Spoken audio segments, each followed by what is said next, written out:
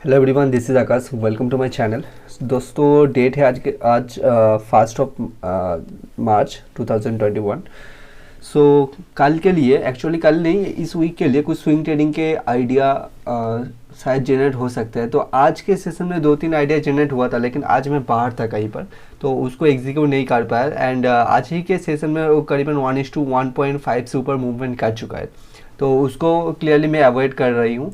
तो यहाँ पर वो शायद जेके का कुछ स्टॉक था शायद।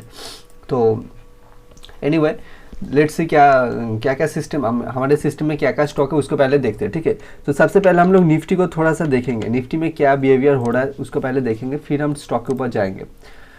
तो देखो दोस्तों, निफ्टी करीबन हाई मारा था 15,431 से, ठीक है।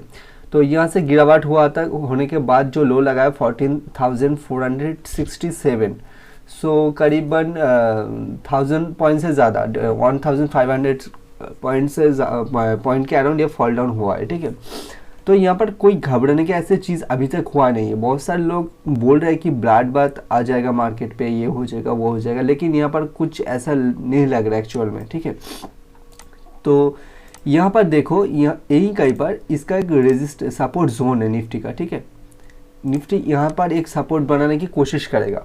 नाउ ये तो सपोर्ट जोन है, ज़रूरी नहीं है कि इस जोन को रिस्पेक्ट ही करेगा। आज मार्केट गैप अप ओपन हुआ था एंड यहाँ पर देखो एक हाई वोलेटाइल कैंडल का फॉर्मेशन हुआ है, ठीक है।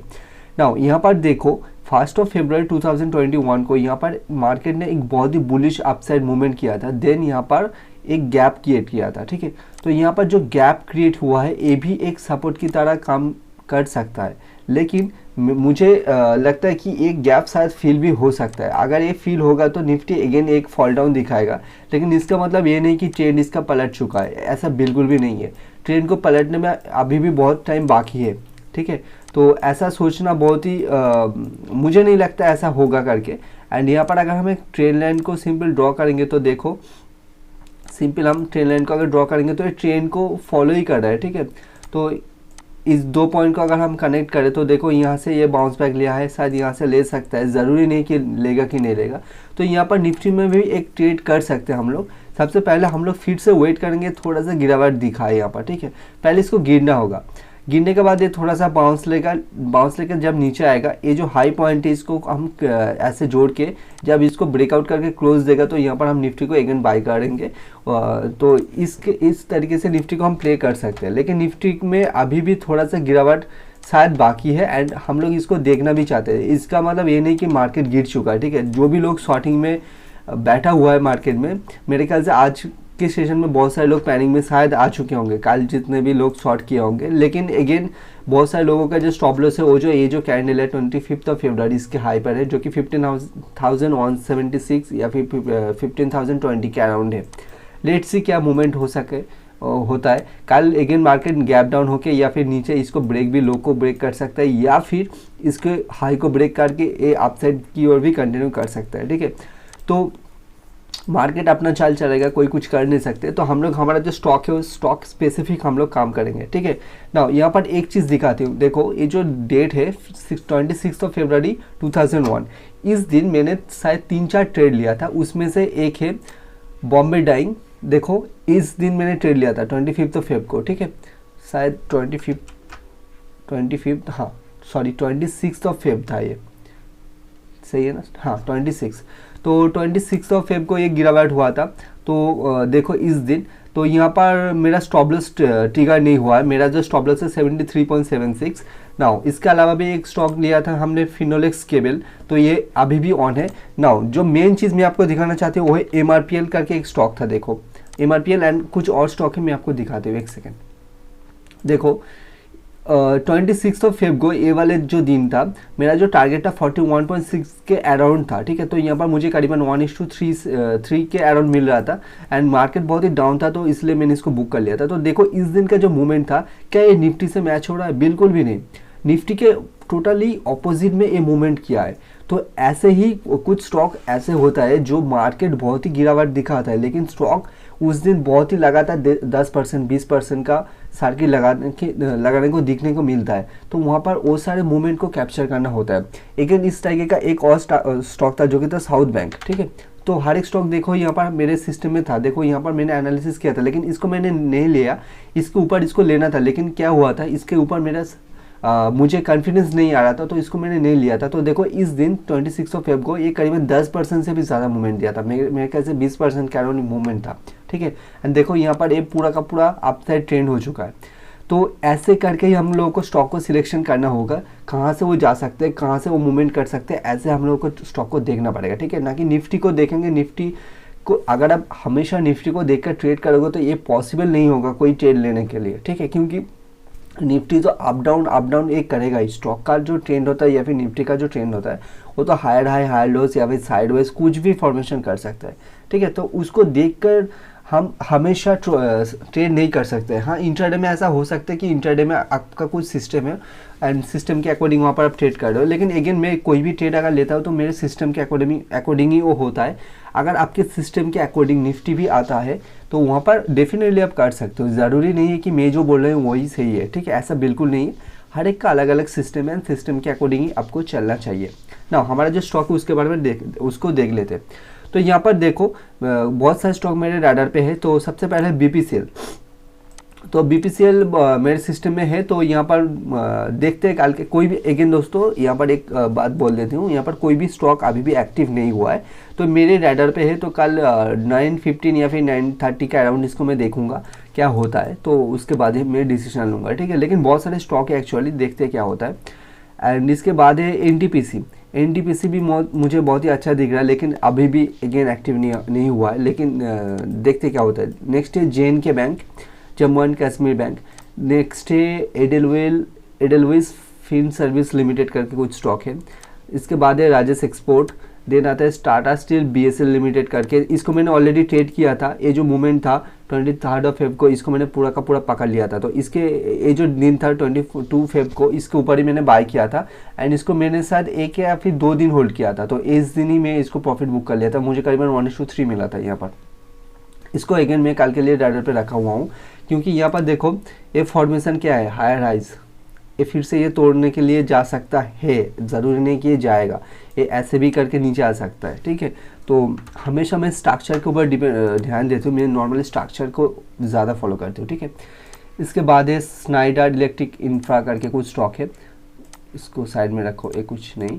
तो इसके ऊपर देखेंगे, इसको देखेंगे कल के लिए क्या होता है, लेकिन कल के लिए एक्टिव बिल्कुल भी नहीं होगा। इसको मैं कल के लिए डेफिनेटली अवॉइड करूँगा, ठीक है। तो इसको नहीं लेंगे कल हम, ठीक है।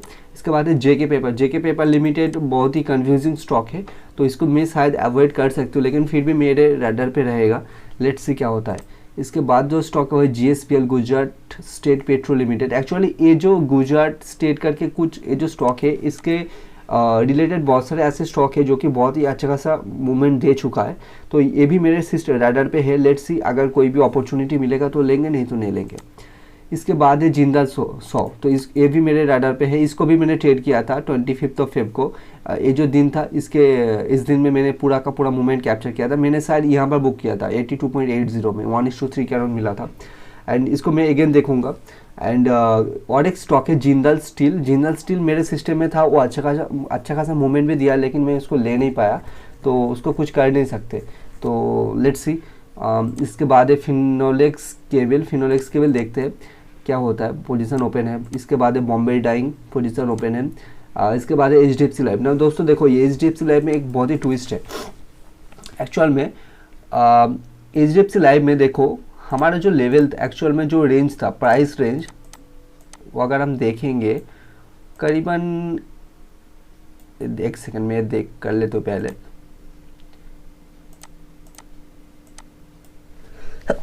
सॉरी, ओहो क्लोन, ओके। देखो एक्चुअल में HDFC बैंक एक ऑल टाइम हाई पे चलने वाला स्टॉक था, ठीक है। इसका हमारा जो पहला टारगेट है एक्चुअल में 800 का। तो 800 टारगेट देगा कि नहीं देगा मुझे तो नहीं मालूम, लेकिन यहाँ पर एक चीज़ बताते हो। देखो हमने करीबन एंट्री लिया था करीबन इस लेवल का आसपास, 691 का आसपास। एंड एक सेकंड इसको हटा देते हैं। इसका जो स्टॉप लॉस था वो करीबन था 668, सॉरी ये जो कैंडल था 672.4 के अराउंड, ठीक है यहाँ पर। तो यहाँ पर देखो जो मूवमेंट किया है, जो कि अपसाइड में हाई मार के आया है स्टॉक, वो करीबन कितना मिला हम लोगों को, 1:2 पॉइंट हाई मिला 2.78। ओके, नाउ एक चीज़ दोस्तों समझो, यहाँ पर जो इसका जो टारगेट बन के आ रहा है, जो कि सिस्टमेटिकली जो टारगेट बन के आ रहा है, वो करीबन मैक्स टू मैक्स ये जो कैंडल हाई मारा था 631, 632, 731, 740 इसके अराउंड ही होना चाहिए था, ठीक है। लेकिन प्रॉब्लम क्या होता है, हम लोग हमेशा जो प्रॉफिट है उसको ज़्यादा राइड करना चाहते हैं एक्चुअल में, ठीक है। तो वहाँ पर क्या होता है, हम लोग इसको एक टारगेट देने के लिए टारगेट में जब तक ये नहीं जाते हैं वहाँ पर हम लोग बैठे रहते हैं कि कब ये टारगेट पे आए देन हम इसको बुक करें। तो लेकिन हम लोग यहाँ पर एक 800 का एक साइकोलॉजिकल लेवल है जो कि डिसाइड करके रखा है, जो कि यहाँ पर अगर आएगा तो प्रॉफिट बुक करेंगे, नहीं तो नहीं करेंगे। तो यहाँ पर जो मेन चीज़ है वो है, हम लोग देखना चाहते हैं कि ये 800 पे आए, लेकिन मार्केट ये हमको दिखाएगा कि नहीं दिखाएगा ये हम लोग को नहीं मालूम है, क्योंकि इसका जो ओरिजिनली जो टारगेट बैठता है ये ऑलरेडी दे चुका है, ठीक है।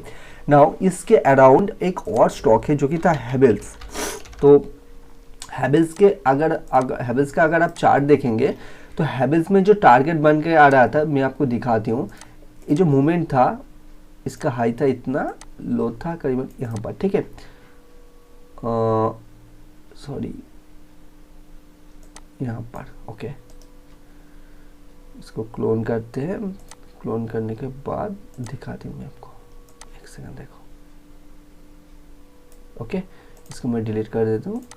देखो इसका जो हाई बना था करीबन था 1177 के अराउंड। देखो यहाँ से जो मूवमेंट किया था, जो कि हमारे सेम सिस्टम के अकॉर्डिंग इसके अराउंड, यहाँ पर देखो सपोर्ट लेने के बाद यहाँ पर जो मूवमेंट किया था, और यहाँ पर हाई बनाया था 77, यहाँ पर ड्रॉ कर देखो, ठीक है। देखो यहाँ पर देखो वन साइडेड रैली किया था, हाई लोज हाई राइज हाई लोज, इसको फॉर्मेशन करके देखो यही जोन पे जाके यहाँ पर रिट्रेसमेंट दिखा रहा है, क्योंकि इसका टारगेट ऑलरेडी हो चुका है। इसके बाद ये फर्दर मूव करेगा कि नहीं करेगा इसको हम लोग को नहीं मालूम। हम लोगों ने जो टारगेट डिफाइन किया था, जो कि सिस्टमेटिकली आ रहा था, वो टारगेट दे चुका है, राइट। ठीक उसी तरीके से HDFC लाइफ ऑलरेडी टारगेट दे चुका है, लेकिन हम लोग थोड़ा सा रिस्क को लेके देखना चाहते हैं कि अगर ये 800 जाएगा तो एक बड़े प्रॉफिट मिलेंगे।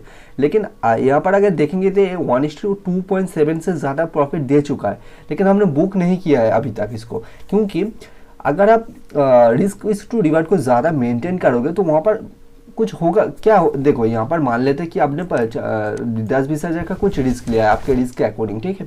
तो वहाँ पर अगर आपको 1:5 या फिर 1:6 पे अगर आप खेलना चाहते हो तो वहाँ पर आप करीबन अगर आपका रिस्क है 10,000 रुपये, वहाँ पर आप 50 to 60,000 ईजिली बना लोगे, ठीक है।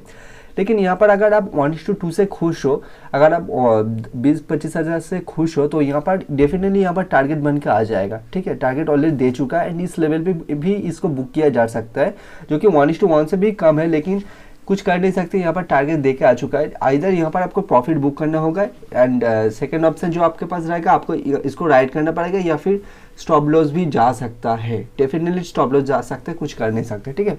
ठीक उसी तरीके से देखो PNB भी एक स्टॉक है।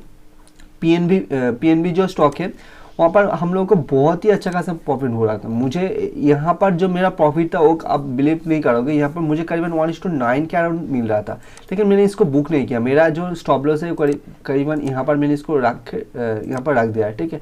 कॉस्ट टू कॉस्ट के अराउंड यहाँ पर मैंने रख दिया। तो यहाँ पर स्टॉप लॉस जाता है तो कुछ फ़र्क नहीं पड़ता है मुझे, क्योंकि मैच देखना चाहता हूँ कि 48 पे जाए, क्योंकि ये मेरे सिस्टम के अकॉर्डिंग ही आ रहा है। अगर मैं सिस्टम को आज तोड़ूंगा, इसको देख के मतलब कि मान लो कि यहाँ पर अगर मैं इसको बुक कर लेता तो यहाँ पर मैं सिस्टम को डेफिनेटली ब्रेक कर देता। आज अगर मैं सिस्टम को ब्रेक कर दूंगा, अगर नेक्स्ट डे कोई स्टॉक मेरे टारगेट पे जाएगा तो मैं वहाँ पर उसको पकड़ नहीं पाऊंगा, ठीक है। तो आपको डिसिप्लिन फॉलो करना बहुत ही ज़रूरी है इस मार्केट में। तो देखो यहाँ पर ये बहुत ही घुमा रहा है, तो मैं यहाँ पर शायद मेरे जो सिस्टम है वहाँ पर थोड़ा सा कुछ टाइम के ऊपर एडजस्ट करने की कोशिश करूँगा, क्योंकि जो स्विंग ट्रेड है वहाँ पर अगर पैसा ब्लॉक हो जाता है ना, दूसरा ट्रेड लेने के लिए बहुत ही इशू हो जाता है। तो मैं शायद यहाँ पर जो मेरा जो स्टॉक का जो होल्डिंग पीरियड है वहाँ पर एक शायद मैं एक स्टॉप लॉस लगा सकते हो, क्योंकि stop loss in the sense में जो टाइम है, टाइम का एक स्टॉप लॉस शायद यूज़ कर सकती हूँ। मतलब कि मान लेते कि मैं 5 से 10 दिन तक ही वेट करूंगा, इससे ज़्यादा मैं वेट नहीं करूंगा, या फिर एक हफ्ते तक वेट करूंगा, इससे ज़्यादा वेट नहीं करूंगा। आइदर वो मुझे स्टॉप लॉस देगा या फिर टेक प्रॉफिट देगा, तो वहाँ पर मैं निकल जाऊँगा। तो इसी तरीके से मैं शायद कुछ सोच सकती हूँ, लेट्स से, क्योंकि जो स्टॉक मूवमेंट देना है तो बहुत ही जल्दी से दे देगा।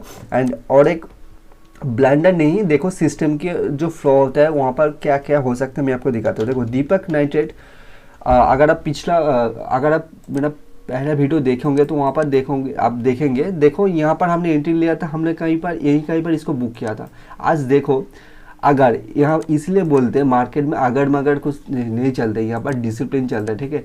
देखो डिसिप्लिन के हिसाब से हमारा जो सिस्टम है उसके हिसाब से यहाँ पर हमने निकाल दिया था, बहुत ही अच्छा खासा प्रॉफिट मिल चुका था। लेकिन देखो अगर इसको होल्ड किया जा सकता था, अगर हम ट्रेंड के साथ इसको जो स्टॉप लॉस इसको टेल करते हुए जाते, तो यहाँ पर प्रॉफिट कम से कम मिनिमम 1:30 या फिर 40 तो मिलता ही मिलता, ठीक है। मैं आपको दिखा देती हूँ, बहुत ही ज़्यादा मिलता, एक ही पत्ता शायद 37। तो यहाँ पर देखो प्रॉफिट टिल डेट, देखो प्रॉफिट देखो 1:39, मतलब कि एक ट्रेड पूरा साल भर का खर्चा निकाल देगा आपका, अगर आपका पोजीशन बहुत ज़्यादा है तो। लेकिन कुछ कर नहीं सकते, इसको कुछ भी नहीं कर सकते, ठीक है।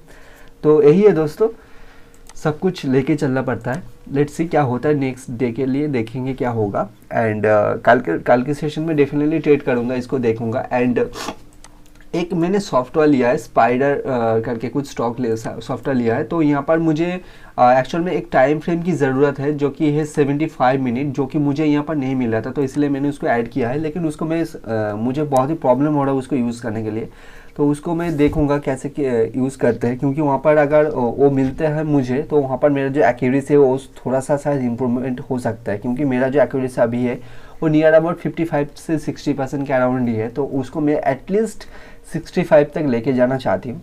तो वहाँ पर अगर वो होता है तो बहुत ही अच्छा होगा मेरे लिए, एंड इनफैक्ट इस चैनल के लिए, इनफैक्ट आपके लिए भी वो बहुत ही अच्छा होगा, क्योंकि आप लोगों को जो भी मैं एनालिसिस प्रोवाइड एटलीस्ट आपको जो बताती हूँ वो शायद आपके लिए बहुत हेल्पफुल हो सकता है, ठीक है। तो यहाँ पर कोई भी बाइंग और सेलिंग का रिकमेंडेशन तो नहीं है, एंड कोई भी बाइंग और सेलिंग का जोन भी नहीं दिया है मैंने। तो यहाँ पर सिर्फ आपको इसको वॉच करना है, क्योंकि अब मैंने आपको ऑलरेडी हिंट दे चुका हूँ। तो स्टॉक नॉर्मली इस तरीके से मूवमेंट करता है, एंड हर एक स्टॉक इसके बेसिस पर लिया गया है, ठीक है। तो यहाँ पर सिर्फ आपको क्या करना होगा, आपको ढूंढना होगा कैसे स्टॉक को लिया गया है। आप खुद से इसको एनालिसिस करो, खुद से सीखो, ठीक है। मैं अब अगर आपको बता दूंगा तो वहाँ से आप कुछ सीख नहीं पाओगे। तो आप खुद से करो, खुद से डिसिप्लिन बनाओ, खुद से सिस्टम बनाओ, सिस्टम को फॉलो करो, दैट्स दैट, और कुछ है नहीं। Just follow the system discipline के साथ, प्रॉफिट डेफिनेटली होगा। लिख के देते हो, प्रॉफिट डेफिनेटली होगा इस मार्केट में, ठीक है। तो चलिए मिलते हैं अगले वीडियो में। एंड एक डिस्क्लेमर है, जो भी चीज़ यहाँ पर बताया जा रहा है वो सिर्फ और सिर्फ एजुकेशनल पर्पज़ के लिए है, कोई भी बाइंग और सेलिंग का रिकमेंडेशन है नहीं, ठीक है। कोई भी बाइंग सेलिंग करने से पहले आपका जो फिनेंशियल एडवाइज़र है, आप प्लीज़ उसके साथ मिलकर सलाह ले सकते हो। एंड कोई भी ट्रेड लेने से पहले, चाहे आप इंट्राडे कर रहे हो, शॉर्ट टर्म कर रहे हो, लॉन्ग टर्म कर रहे हो, कुछ भी कर रहे हो, please manage your risk first then trade, okay. Intraday कर रहे हो, डेफिनेटली इंट्राडे कर रहे हो तो डेफिनेटली रिस्क को पहले मेंटेन करो, डेफिनेटली। स्टॉप लॉस कहाँ पर रखोगे, एंट्री कहाँ होगा, ये दो चीज़ सबसे पहले आता है, ठीक है। एग्जिट भी आता है, लेकिन हाँ एग्जिट को थोड़ा सा ज़्यादा रखो, रिस्क इज टू रिवार्ड को मेंटेन रखो। लेकिन हाँ स्टॉप लॉस तो डेफिनेटली सिस्टम में डालो, एंड वहाँ पर risk is to reward and risk management को 110% फॉलो करो, ठीक है। 100 क्या 1000% फॉलो करो। विदाउट रिस्क मैनेजमेंट इस मार्केट से आप हवा हो जाओगे, ठीक है। तो चलिए मिलता है अगले वीडियो में। Happy trading, have a good day, and again please manage your risk first then trade, okay.